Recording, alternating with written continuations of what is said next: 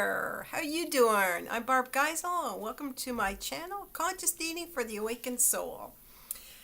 Today I'm going to talk about dating rules. Should there be dating rules? Are dating rules good?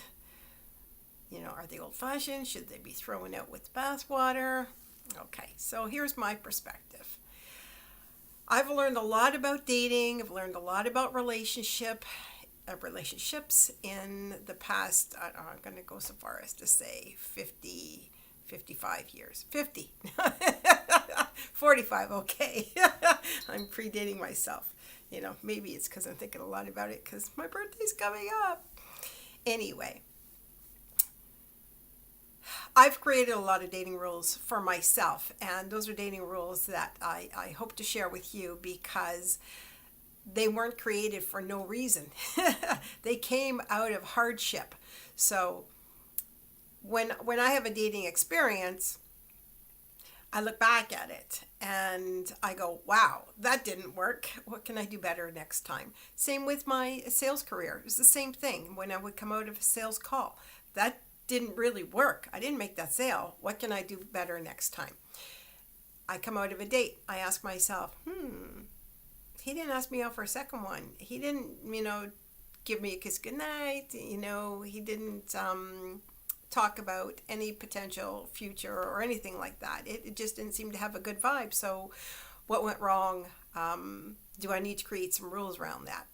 If I feel unsafe on a date, I'll create another rule about safety. And I'm big on the safety rules for sure. If I'm chatting with someone, particularly online dating, I've created a lot of rules. And I've analyzed my results, and that's where those rules came from. So I've learned things such as if the other person's profile is illiterate, there's a really good chance they're a scammer.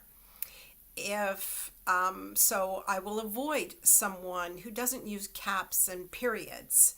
I actually dated someone who didn't use caps and periods and discovered that, he tried, when he was with me and would text, he would do his best. He improved that.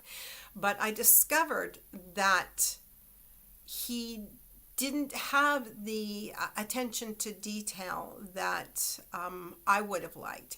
He was more concerned about what he was saying than what he was communicating. So he was more concerned about what he was trying to get off his plate than what he wanted me to understand. And the fact that he didn't use caps and periods and didn't proofread his messages on the online dating site as well as his text to me indicated that. So I created a rule. Actually, I already had the rule, but I broke the rule. Who knows why I broke the rule? And I broke a lot of rules for this guy. Don't know why, but anyway, good thing I figured it out pretty quick. So I broke my rule and found out exactly the benefits of having that rule and the downside of not obeying that rule. So this is the way I've done everything in my dating life. Another rule that I broke with him was I dated him without his main profile picture or without any of his profile pictures showing his face. So he had about 3 photos, and they were very creative photos. And that intrigued me, but I don't even know why I clicked on him without his main profile photo being his face. And so I asked him to upload more photos, and he did. So I thought I should give him a chance and go out with him. And I realized afterwards that the fact that he didn't have his face in his main profile photo demonstrated exactly what my previous fears were, in which I had created the rule that I somehow broke for some reason. I don't know. And it confirmed for me that he was hiding something. He was hiding himself. He was hiding who he was. And that became obvious after a couple months of dating when he wasn't really able to work through the challenges. He just acted like it wasn't happening, regardless of the fact that, of course, I communicated about these challenges. So, what other rules do I have? Do I obey? I online dating. Oh, there are rules, and then there are also red flags. So everything starts out as a red flag for me and then becomes a rule. So red flag for me personally is if the person's profile indicates that they're Catholic and I see that he's Italian. So I was actually married to an Italian who considered himself Catholic, although he never went to church. And I've discovered, in the Toronto area that there are many, many Italians like this who see themselves as Catholic, although they're not religious at all. They were just baptized Roman Catholic. And that kind of bothered me because you don't really know what you believe. You just believe what you were raised to believe. And to me, that indicates that these people don't have the ability to challenge their beliefs. And that came up for me again just last week. I was chatting very briefly with an Italian male. His name was Marco. That was obvious that he was Italian. And his profile, no, and on this site it didn't list what his religion was. But I discovered that he had the same issues of not being a deep thinker. And taking everything at face value and the experience I'd had before. So rules come from experience. That's the whole thing. So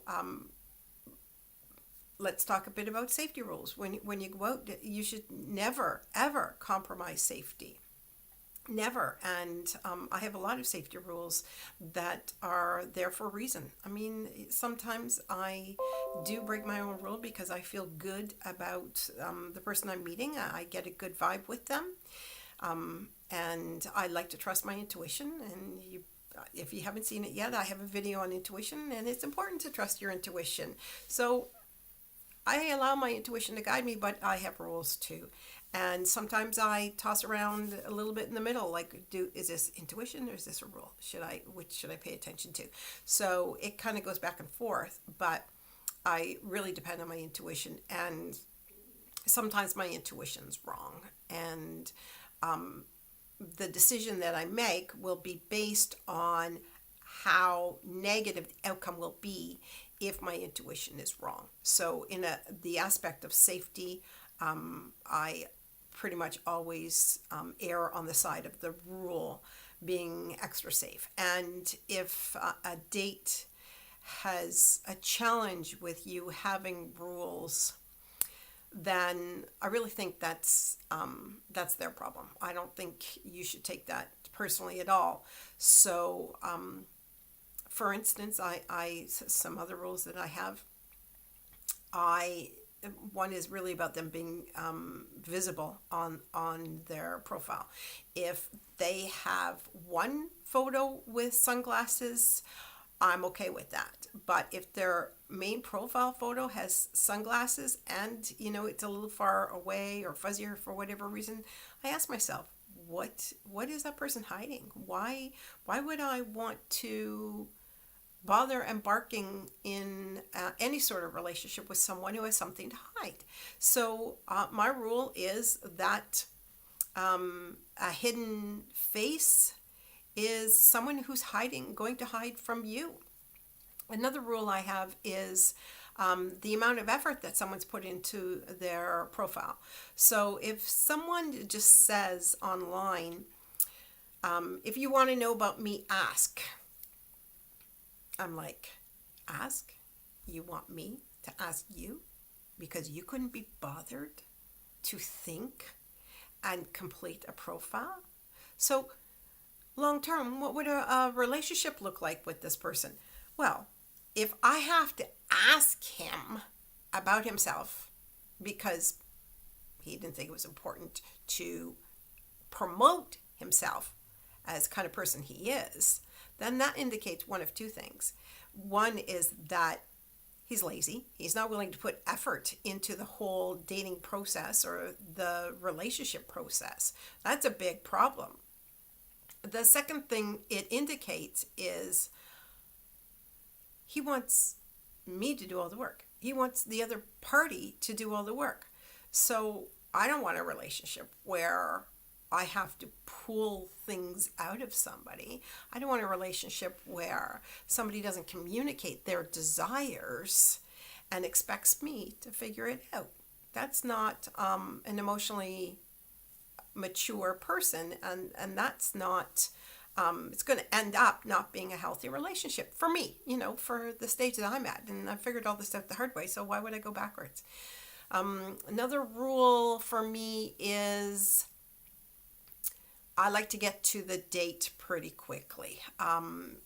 If I'm online with someone and he's not asking me out, I will drop a hint. If he doesn't pick up the hint, doesn't ask me out in, 10 messages, I figure that he's probably not going to, and I will leave it for a little bit and pull back and see what happens. But I'm not going to initiate the next contact because I need him to lead and I need him to ask me out. I need him to desire me. I need to know that he desires me.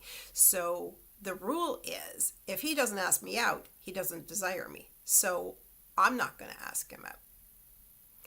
And I will hint and let him know that I'm open to being asked out. But if I ask him out, then I'm leading. And what does that relationship look like down the road?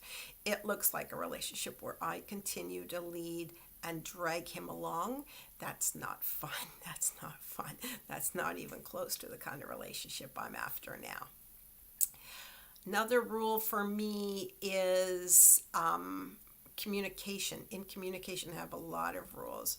So if someone's not communicating well, I'm going to assume that they're either lazy in communicating or that they could be a potential scammer. So I've got lots of rules of ways that I spot a scammer. One is if the pictures look really good and there's no content, or if the profile has typing errors or English errors, but meanwhile the profile states that he's a VP or executive or some sort of business person, then I know that there's a discrepancy there, and my rule is back away because my goal is to avoid dealing with the wrong people, and that ensures that I'm on the fastest path to love. So I get a lot of great dates, and I avoid a lot of men who I know aren't good for me. So my belief is that you gotta get to the date quickly, and you want to know that the person that you're communicating with is a real potential for you. And how you do that is you follow these rules. You avoid the wrong people and you attract the right people. So if 9 out of 10 potential partners online have broken one of your rules, don't say to yourself, this isn't working for me. I'm not getting any attention. My attitude when that happens is, yay, I just rejected 90% of the population, which is wrong for me. It reminds me of in my sales career, I've had more than one job in inside sales where I would cold call all day long. And it got to the point where I knew what my closing rate was. So perhaps I would open one new account for every 10 calls. So that meant that my closing rate on a new account was 1 in 10 calls. So instead of it going, ew, that didn't work out, I would go, great, thank you. Next. Okay, that was one. Only 8 more no's to go, right? So that's the attitude that I have on online dating, and that's the attitude I'd like you to have. Even if it means that you're only going to get one date every 2 weeks or one date a month, that's going to be a good potential date. That's going to be a good date. That's going to be someone who has the potential of a long-term commitment with you. And that is the end goal. Remember that. The purpose of dating is for a long-term relationship that is happy and healthy for you, right? So don't waste your time. Don't waste your time with the wrong people online. And don't waste your time breaking your rules and attracting people who are not right for you. So in order to streamline your efforts and get to great dates and the potential long-term relationship, have rules. Follow those rules unless your intuition strongly tells you otherwise. That's the way I do it. I hope that works. I'd like your opinion. Please comment. Please also like, share, and subscribe. And scroll down to the bottom in the description to see what my other offerings are. Thanks very much for listening, and have a great day. Mwah!